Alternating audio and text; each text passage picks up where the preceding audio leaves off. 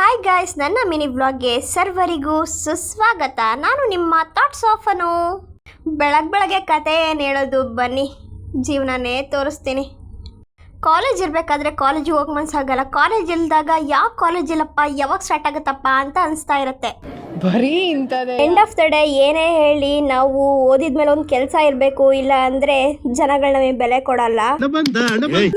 Middle class life ಅಂದರೆ ತುಂಬ ಕಷ್ಟ ಇರುತ್ತೆ ಆ್ಯಂಡ್ ತುಂಬ ಕಮಿಟ್ಮೆಂಟ್ಸ್ ಇರುತ್ತೆ. ಸೊ ಎಲ್ಲದ್ರ ಬಗ್ಗೆ ಯೋಚನೆ ಇವಾಗೇ ಸ್ಟಾರ್ಟ್ ಆದಾಗ ಲೈಫ್ ಸ್ವಲ್ಪ ಬೋರ್ ಆಗಿರುತ್ತೆ. ಎಲ್ಲರೂ ಹೇಳೋದು ಫೈನಲ್ ಇಯರಿಗೆ ಬಾ, ಅವಾಗ ಗೊತ್ತಾಗುತ್ತೆ. ಇವಾಗ ಫಸ್ಟ್ ಇಯರ್ ಅಲ್ವಾ, ಅದಕ್ಕೆ ಇಷ್ಟು ಜಿಗ್ದಾಡ್ತಾ ಇದೆಯಾ ಅಂತ. ಫೈನಲ್ ಇಯರಿಗೆ ಬಂದಿದ್ದೀನಿ.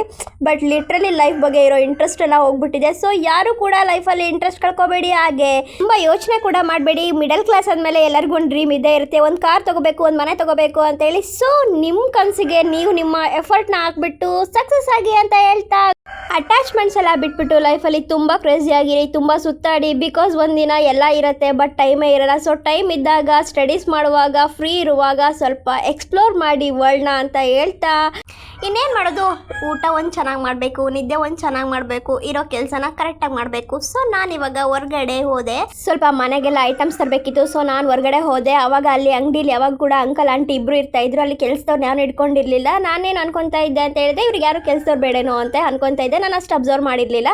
ಇವಾಗ ರೀಸೆಂಟಾಗಿ ಅಲ್ಲಿ ಒಬ್ಬರು ಕೆಲಸಕ್ಕೆ ಬರೋಕ್ಕೆ ಸ್ಟಾರ್ಟ್ ಆಗಿದ್ರು. ಅದಕ್ಕೆ ನಾನು ಯೋಚನೆ ಮಾಡಿದೆ, ಇಷ್ಟು ದಿನ ಇವ್ರು ಇಬ್ಬರೇ ಇರ್ತಾಯಿದ್ರು, ಇವಾಗ ಯಾಕೆ ಕೆಲಸವ್ರು ಬರ್ತಾ ಇದ್ದಾರೆ ಅಂತ ಹೇಳಿ.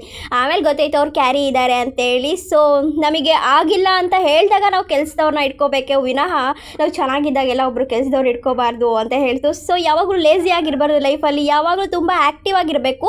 ನೋಡಿದ್ರೆ ಒಬ್ರು ಸ್ಪೋರ್ಟಿವ್ ಆಗಬೇಕು. ನಾವು ಹಿಂಗಿರಬೇಕು, ಹೀಗೆ ಇರಬೇಕು, ಇವ್ರ ಥರನೇ ಇರಬೇಕು ಅಂತ.